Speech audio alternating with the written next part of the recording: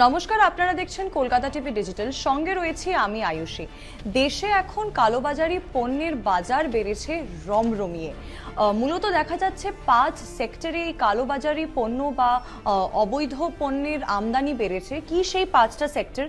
FMCG, alcohol, তামাক, electronics আর Pharma. এই 5 sector মিলিয়ে অবৈধ বাজারের আকার ছুঁয়েছে প্রায় 7.9 লক্ষ টাকা পর্যন্ত।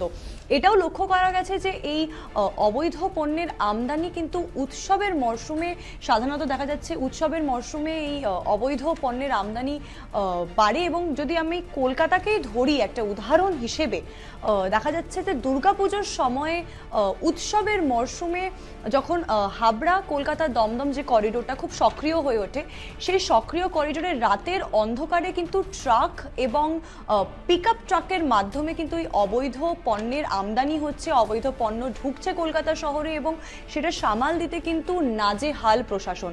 শুধু সীমান্তবর্তী এলাকায় নয়, মেট্রোপলিটন শহর যেরকম কলকাতা, দিল্লি, মুম্বাই, এই সব জায়গাতে দেখা যাচ্ছে মেনলি একটা হাব তৈরি হয়েছে, অবৈধ পণ্যের হাব যেটাকে বলা যেতে পারে। আরেকটা উল্লেখযোগ্য বিষয়, যে এই অবৈধ পণ্য বা এই কালোবাজারি পণ্য যেগুলোকে বলা হচ্ছে, সেটাতে তো সেটা সেই কারণে তো অর্থনীতির উপর একটা প্রভাব পড়ছেই। তার সঙ্গে কিন্তু যারা কাস্টমার আছে তাদের নিরাপত্তা এবং তাদের স্বাস্থ্যের ওপরেও কিন্তু একটা প্রভাব পড়ছে। কারণ সাধারণত একটা ব্র্যান্ডেড জিনিসের যখন ডিউপ বেরোয় বা একটা ফেক জিনিস বেরোয়, সেটার কোয়ালিটি সমান থাকে না এবং সেই কারণে কিন্তু কাস্টমারদের বিভিন্ন রকমের রোগ হচ্ছে, তাদের নিরাপত্তার হানি হচ্ছে।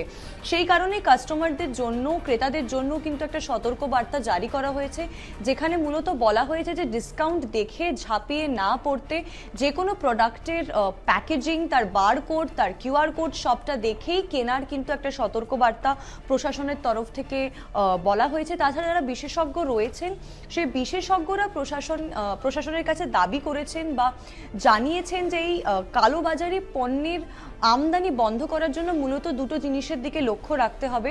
প্রথম হচ্ছে যে উৎসব মরশুমে বিশাল বহুল পুলিশ বাহিনী রাখতে হবে এবং যে ইম্পর্টেন্ট করিডোরগুলো রয়েছে সেই করিডোরে কিন্তু নজরদারি বাড়াতে হবে। কারণ কালোবাজারি পণ্যের জন্য শুধু অর্থনীতিতে চাপ পড়ছে সেটা নয়, ক্রেতাদের নিরাপত্তা এবং সুরক্ষাও কিন্তু হানি হচ্ছে। আপনারা দেখতে থাকুন কলকাতা টিভি এবং কলকাতা টিভি ডিজিটাল, রাত দিন 7 দিন।